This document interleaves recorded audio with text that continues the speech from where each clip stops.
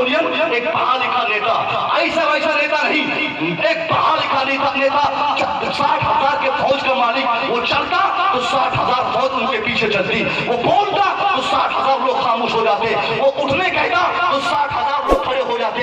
यानी इतनी बड़ी ताकत का मालिक बादशाह का नाम, फ्रांस के बादशाह का नाम नेपोलियन है।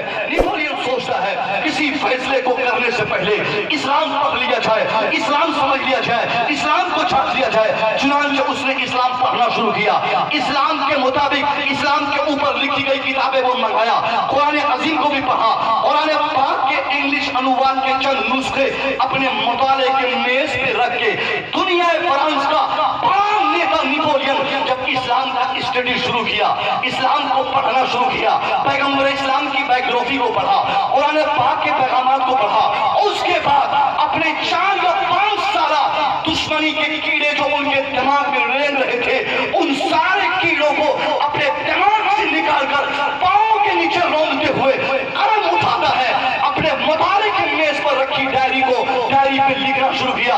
वो कहता है I hope the time is not far off when I shall be able to unite all the wise and educated man from all countries of the world to establish a uniform based on the principles of Quran which alone are true, which alone can lead man peace and prosperity. जरा और से सुनिएगा जंगीपुर इलाके में आए हुए मुसलमानों और इस कमेटी वालों से मेरी गुजारिश है, जरा और से सुनिएगा।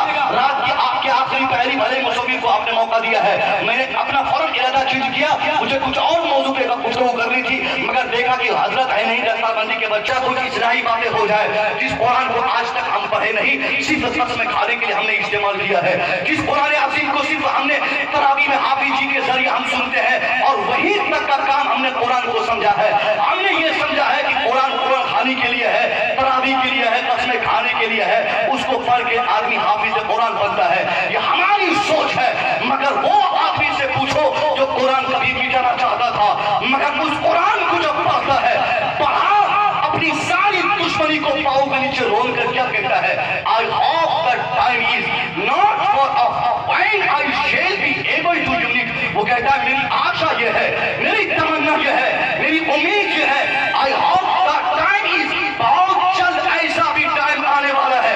कौन कहता है? नेपोलियन कहता है।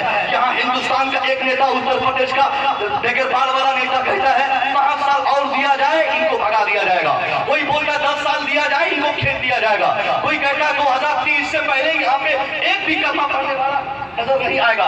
यानी ये जाहिल लोगों की बात है, मगर एक उम्मीद जताई है। फ्रांस का बादशाह नेपोलियन उम्मीद जाहिर करते हुए कहता है I hope the time is not far of. वो कहता है मेरी आशा है बहुत जल्द ऐसा वक्त आने वाला है, when I shall be able to unit, जब मैं इस काबिल बन जाऊं to unit all the wise and educated men from all countries of the world। वो कहता है जब मैं इस काबिल बन जाऊं कि दुनिया के तमाम पढ़े लिखों को, जाहिलों को नहीं, उसकी बात आप फिर गौर कीजिएगा, वो क्या कहा, to unit all the wise and educated men from all countries of the world। वो कहता है दुनिया के तमाम पढ़े लिखों को एक प्लेटफॉर्म पे लाऊं। उसने पहले ही इंडिकेट कर दिया, पेशन गोई कर दी। वो जानता था कि दुनिया को बदलना है तो पढ़े लिखों को सामने लाना होगा, जाहिलों को सामने लाओगे तो दुनिया बर्बाद हो जाएगी साहब। इसलिए उसने कहा कि I hope the time is not far off when I shall be to unite all the